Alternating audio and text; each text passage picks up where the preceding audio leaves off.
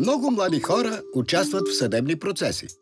Това е възможност да говориш и да бъдеш изслушан в съда или в отделна зала, преди да бъде взето решение, което може да те засяга. Това може да стане, например, когато родителите ти се развеждат или когато си свидетел или засегнат от престъпление. Ние от Агенцията на Европейския съюз за основни права разговаряхме с млади хора като теб, за да научим как да направим участието ти в съдебни процеси по-добро за теб. Ти имаш много права, но ние искаме да ти разкажем за 3, чиято цел е да те пазят и да ти помагат по време на участието ти. Никога не бива да те е страх да говориш. Когато говориш с съдии, адвокати, полицаи, социални работници и други, те трябва да слушат теб, защото ти имаш правото да бъдеш изслушан.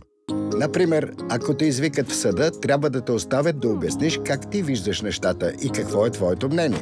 Когато го правиш, трябва да се чувстваш в безопасност и да бъде на място, където се чувстваш добре. Има правила как трябва да се отнасят с теб и всички хора, които те слушат, трябва да са наясно с тях. Това означава, че трябва да се отнасят с теб приятелски и с уважение. Помни, ти имаш правото да бъдеш изслушан. Никой не трябва да бъде сам през съдебния процес. Има хора, които да ти помагат и да се грижат за твоите интереси. Защото ти имаш право на безопасност и защита. Това трябва да включва подкрепа, осигурена, например, от правен съветник. Този човек ще ти даде съвети, грижайки се твоите права да бъдат зачетени, за да се чувстваш винаги в безопасност.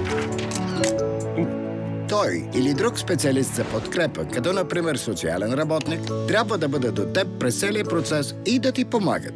Ако имаш нужда, те могат да те свържат и с други хора, които да ти помогнат, като например с терапевт. Поддържайки контакт с теб и родителите ти или настойника ти, тези хора, осигуряващи професионална подкрепа, ще ти помогнат да се чувстваш защитен и в безопасност по време на процеса.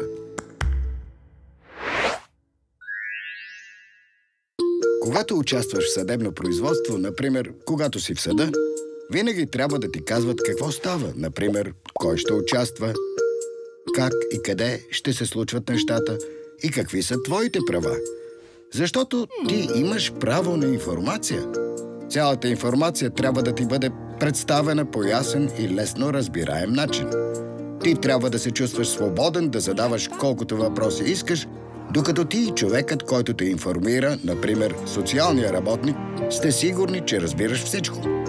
Важно е да бъдеш информиран през целия процес, за да бъдеш подготвен. Когато нещата са обяснени, ти ще можеш по-лесно да изразиш мислите си.